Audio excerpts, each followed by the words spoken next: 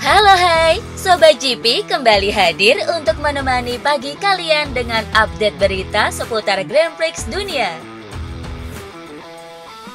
Marc Marquez sukses meraih back-to-back win usai memenangkan balapan di MotoGP San Marino 2024.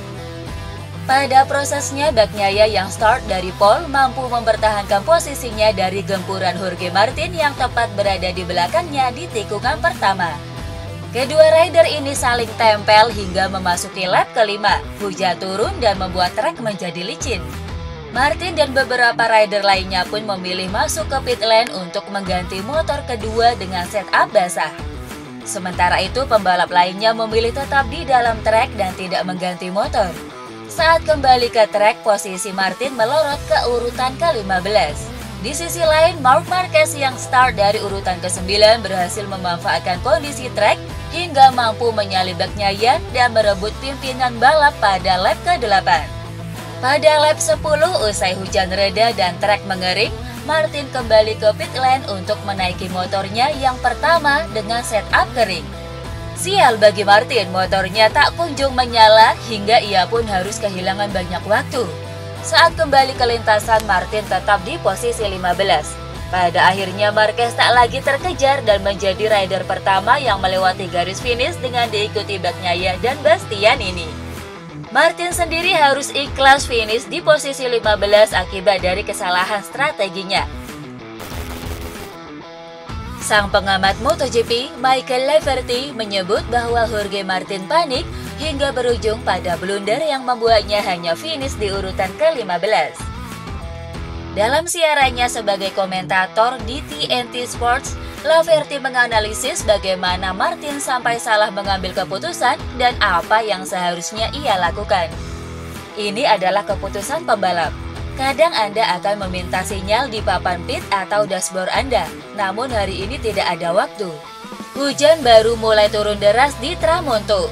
Mereka melewati kurvon dan dia sempat keluar jalur. Dia langsung panik dan berpikir untuk masuk ke pit lebih awal. Kadang-kadang itu adalah keputusan yang tepat. Namun radar cuaca tidak memberi informasi bahwa akan ada hujan lebat. Dan jika hujan ringan itu tidak akan membasahi trek. Dia panik membuat keputusan yang salah. Dia harus melakukan pit stop ganda untuk kembali berganti motor.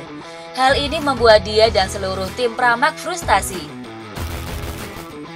Marc Marquez menanggapi keputusan fatal Martin yang memilih untuk masuk pit lane guna mengganti motor saat hujan.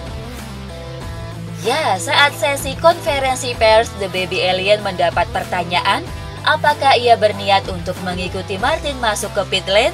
Marquez dengan yakin mengatakan tidak berniat untuk masuk ke pit saat itu. Meskipun dia juga melihat Morbidelli terjatuh saat hujan mulai turun.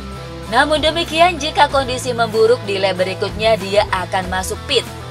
Tidak, tapi jika di lap berikutnya kondisi lintasan memburuk, maka mungkin sudah waktunya untuk masuk. Saya melihat tidak ada seorang pun yang masuk dan hanya satu pembalap yang masuk. Maka saya harus tetap di luar dan inilah yang saya lakukan. Marc Marquez keluar sebagai pemenang main race MotoGP San Marino 2024. Kemenangan ini menjadi sangat spesial lantaran diraih di sirkuit Misano yang juga merupakan kandang dari tim yang dibelanya saat ini, Gresini Racing. Usai balapan, The Baby Alien mengaku jika dirinya terbantu oleh hujan gerimis yang turun saat balapan, ia pun mendedikasikan kemenangan ini untuk mendiang Fausto Gresini. Ini benar-benar di luar dugaan, khususnya karena memulai dari posisi ke-9, tanpa hujan itu mustahil untuk bertarung dengan para pembalap teratas. Sangat emosional, saat kami melewati garis finish saya sangat senang. Namun hari ini seseorang dari langit berkata, turun sedikit, pimpin balapan dan maju. Jadi kemenangan ini untuk seluruh keluarga Gresini.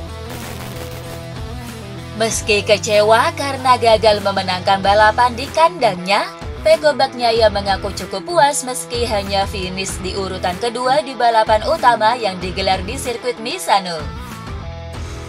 Saat di Parc Ferme, rider andalan Ducati Lenovo ini mengakui ketangguhan Marc Marquez yang tampil begitu kuat dan sama sekali tak memberikan celah bagi dirinya untuk menyalip. Hasil ini tentu lebih baik dari kemarin. Kemarin ada kemungkinan menang dan saya tidak memanfaatkannya. Tapi hari ini untuk meraih hasil lebih dari posisi kedua rasanya tidak mungkin. Mark terlalu kuat bagi saya dan mungkin dia akan semakin kuat. Tapi kami akan mencobanya di kesempatan berikutnya. Tanpa hujan, selisih yang saya dapatkan lebih kecil dari apa yang terjadi hari ini. Itu 20 poin dan tidak apa-apa. Tabel klasemen MotoGP 2024 semakin memanas usai Marc Marquez berhasil memenangkan balapan utama di MotoGP San Marino. Dengan tambahan 25 poin, Marquez pun makin merapatkan barisannya dengan Jorge Martin yang gagal meraih poin usai melakukan blunder di pertengahan balapan. Di sisi lain, Pecco yang finish kedua pun kini hanya berjarak 7 poin dari rider berjuluk Martinator itu. Dan berikut tabel klasemen sementara MotoGP 2024 usai seri ke-13 MotoGP San Marino.